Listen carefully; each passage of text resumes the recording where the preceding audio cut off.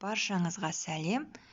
Менің арнама қош келдіңіздер. Видеоны соңына дейін қарап, лайк басып, комментарий жазуды ұмытпаймыз. Мен бүгін сіздерге зебра пирогының рецептісімен бөлісетін боламын. Бізге жұмыртқа, қант, айран, какао, ас содасы, ұн және май қажет. Бұл пирогтың ең ұнайтын жері миксерді қажет етпейді.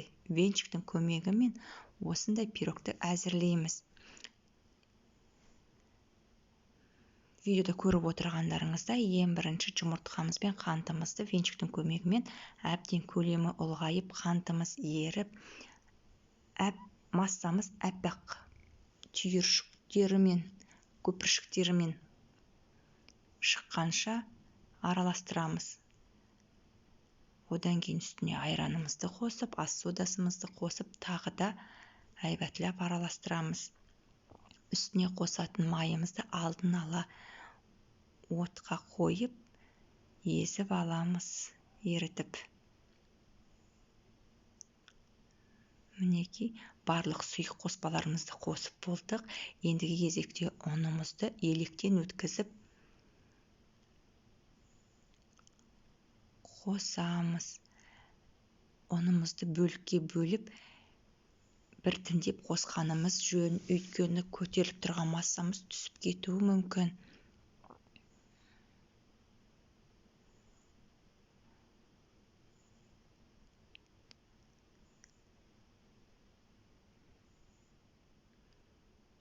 Бұл пирогымыз бірінші рет жасасаңыз да өте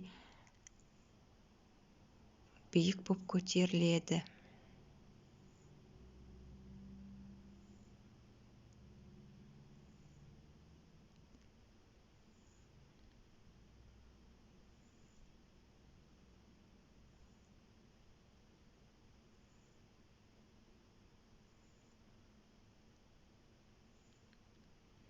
Мінекей, біздің массамыз дайын.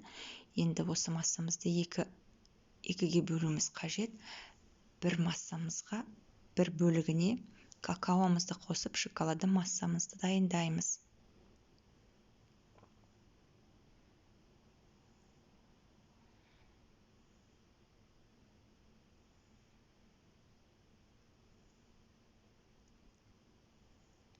Мінекей, шоколады массамыз әзірленді. Енді формаға екі тәлеңкеден кезек-кезек алып, бірінің үстіне бірін қойып, тортымызды жинаймыз. Менде форма 26 диаметрлік, сіздер 22, 24, 20 алсаңыздар, сәбісім пирогтарыңыз биік болып шығады.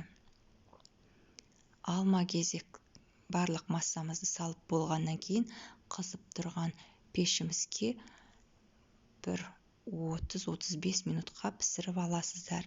Әркімнің пешінің қызу деңгейі әртүрлі болғандықтан қарап отырғандарыңыз абзал. Мінекей, біздің тортымыз пісті. Өте жақсы көтерілген. Өте әдемі. Менің арнамда болыңыздар. Сіздермен бірге болған арайлым.